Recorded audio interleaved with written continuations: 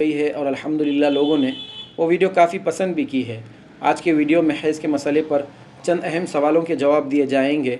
उन जवाबों को समझने के लिए आप आपके जहन में एक छोटा सा कायदा ये रखें कि हैज़ की कम से कम मुद्दत 3 दिन और 3 रातें होती है। मैक्सिमम मुद्दत 10 दिन और 10 रातें होती है। अगर 3 दिन 3 रातों में थोड़ा भी वक्त कम हो या 10 दिन 10 रातों से थोड़ा भी वक्त ज़्यादा हो तो ये हैज़ का वक्त नहीं होगा, बल्कि इस्तिहाज़ा या बीमारी का वक्त होगा। क्योंकि क़ायदा ये है कि हैज़ कम से कम 3 दिन 3 रातों का होता है, मैक्सिमम 10 दिन 10 रातों का होता है। आई बात समझ में?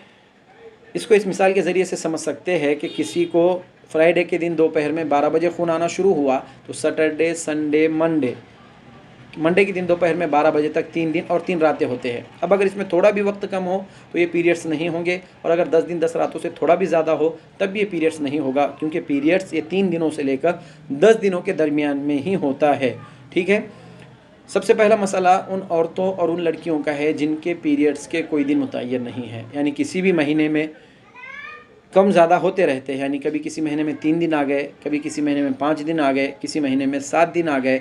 तो अपने जहन में सिर्फ ये कायदा रखे कि अगर 10 दिन से पहले पहले पीरियड्स बंद हो जाता है, यानी पिछले महीने में तो 5 दिन का पीरियड्स आया, लेकिन उसके अगले महीने में आपको 7 दिन का पीरियड्स आया, लेकिन अगर 10 दिन के अंदर अंदर है तो अब हम ये समझेंगे कि 7 दिन का पीरियड्स है, क्योंकि आदत बदल गई।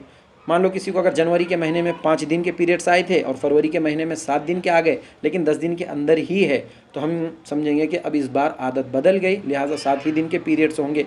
लेकिन अगर 10 दिन से ज़्यादा पीरियड्स आते हैं तो फिर पिछले महीने का एतबार होगा, यानी जनवरी के महीने का एतबार होगा।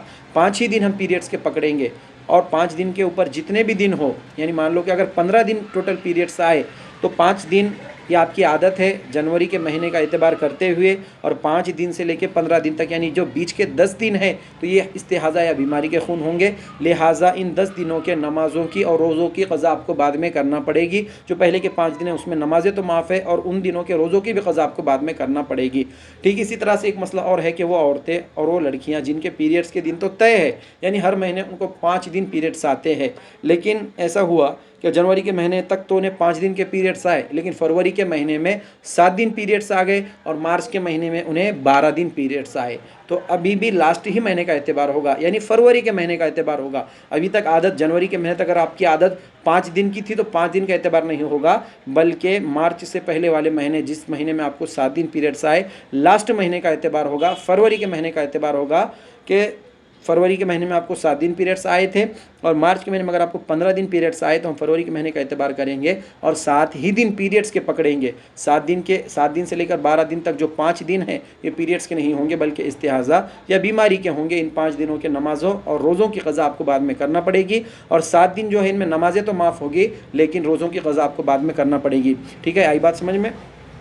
तीसरा मसला वो औरतों और उन लड़कियों का है जो अपने 10 दिन और 10 रातें मुकम्मल कर ले। हम रोज़ों की मिसाल के ज़रिए से समझेंगे कि वो औरतें और वो लड़कियां जो 10 दिन और 10 रातें अपने पीरियड्स के मुकम्मल कर ले, वो हैज़ के 10 दिन और 10 रातें मुकम्मल कर ले, और ऐसे वक्त में पाक हो कि उनके पास सिर्फ अल्लाह अकबर कहने जितना वक्त है, यानी गुस्ल करने जितना वक्त नहीं, सिर्फ अल्लाह अकबर कहने जितना वक्त है, लेकिन उन्होंने 10 दिन और 10 रातें मुकम्मल कर ली, तो फिर उनके ऊपर उस दिन का रोज़ा रखना और नमाज़ पढ़ना वहाँ से शुरू हो जाएगा, लाजिम हो जाएगा। बाद में गुस्ल कर ले, रोज़े की नीयत कर ले और रोज़ा रख ले, उस दिन से रोज़ा रखना लाजिम और ज़रूरी होगा। लेकिन वो औरतें और वो लड़कियाँ जो 10 दिन से पहले पाक हो और उन्हें गुस्ल करने जितना वक्त मिला, यानी अगर वो जल्दी जल्दी गुस्ल कर ले तो उनका गुस्ल आसानी से हो जाएगा। अगर उन्हें इतना वक्त मिलता है तो उन औरतों के ऊपर भी उस दिन का रोज़ा रखना लाजिम और ज़रूरी होगा।